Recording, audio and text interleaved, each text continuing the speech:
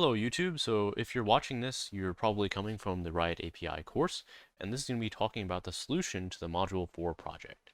As a reminder, the Riot API Bootcamp course is designed to bring you from knowing nothing to building your own app. So I designed this as a way of providing a structured resource to those getting started on the Riot API.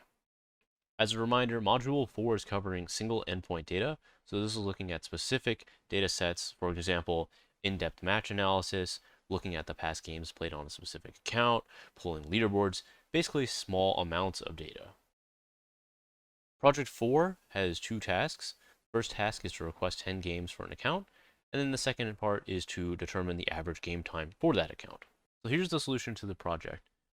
First up, I've gone ahead and loaded in the requisite libraries, and then I've also set up my environment so that Riot Watcher, specifically the LoL Watcher that looks at League of Legends data, has my Riot API key. So that's what this function is doing, and then I call this function within my code below.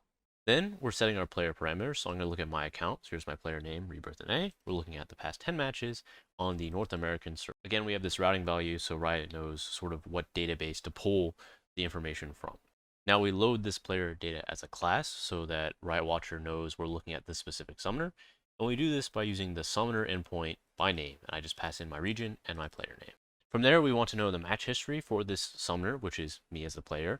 So we go ahead and use the match list by PUUID functionality. This is why we had to call the summoner functionality, so we can get this information and pass it to that function.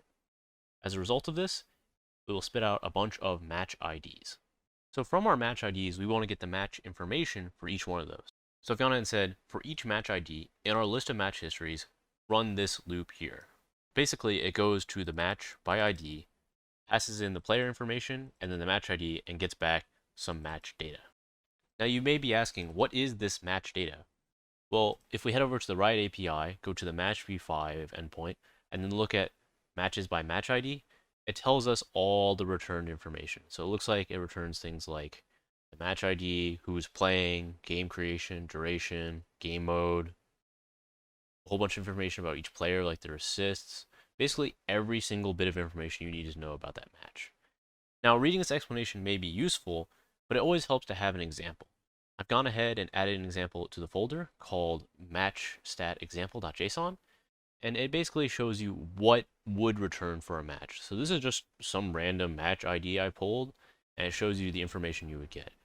As you can see here, JS Tools JSON viewer is super helpful. So we can see it's actually split into a metadata and an info object. And there's a whole bunch of information in the info object that we want to get to. Specifically, we want this game duration aspect.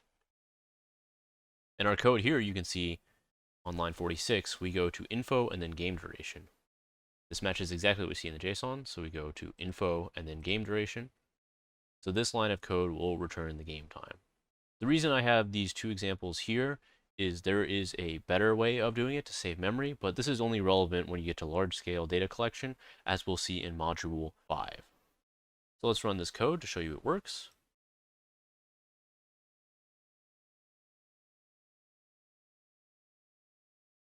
There we go. We have the past 10 game times for me as the player. Now, if you want to take the average, you can just save this to a list and then take the average of the list. So this is pretty simple, and I hope to see you in the rest of my Riot API Bootcamp course.